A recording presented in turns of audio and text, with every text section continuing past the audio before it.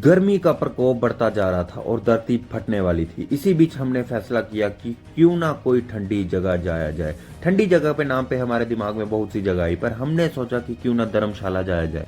सबसे पहले हम लोग स्टेडियम चले गए क्योंकि मेरी दोनों बालें गुम हो चुकी थी। अंदर आते ही एक ट्रक आदमियों को सप्लाई कर रहा था और अंदर का दृश्य देखते मैं तो बाबुक रह गया, क्योंकि एक आदमी की मोटी तोंद देखे मैं समझ चुका था कि सारी बालें यही खा चुका है। को लगने लगा था कि मैं लंगड़ा हूँ। इसी बात पर मैं चलने लगा और अपने कंधों पे हाथ रखे कैमरामैन को बोला कि साले मुझे ही दिखाता रहेगा, ग्राउंड कब दिखाएगा।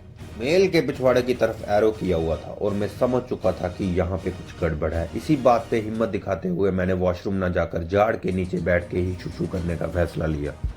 मायूस होकर मैं गाड़ी में बैठ चुका था क्योंकि मेरे सारे पैसे खत्म हो चुके थे। इसी बात को सोच के मुझे अपने पिताजी की याद आने लगी। इस जगह में अभी तक 1852 लोग माथा टेक चुके थे। मेरा भी मन ना भरा और मैं भी अंदर जाके अपनी कमर पे हाथ रख के सोचने लगा। एक औरत का पिंक कलर का सूट मुझे बहुत अच्छा लगा। मुझे पता था मेरे पर पिंक बहुत सूट करेगा। यही पूछने के लिए उसने सूट कहाँ से लिया, मैं उसके पीछे पीछे चल पड़ा। औरत ने ज्यादा मेरे से मुंह ना लगाया और मैं फटाफट पीठ दिखाकर वापिस आने लगा। बच्चा जबरदस्ती अपने घर की चाबियां देने लगा और बोलने लगा, भैया आप थक गए हो, मेरे घर पे जाके आप आराम कर सकते हो। पेट सुबह से ठीक था, इसलिए मैदा खाकर खुद को बवासीर की ओर आकर्षित करने लगा। कुछ लोग अपनी लव लाइफ से खुश होकर स्वर्ग की सीढ़ियां चढ़ने लगे थे। इसी बात पर मैं बहुत खुश हो गया। एक बूढ़ी औरत के सर पे जूंघें पड़ चुकी थी और मैं इसी बात का फायदा उठाकर उसके बालों को गंजा करके बूढ़ी के बाल बेचने लगा। एक आदमी का पिंक कलर का कच्छा देख के मेरे कच्छे में हलचल होने लगी, क्योंकि पिंक मेरा फेवरेट था।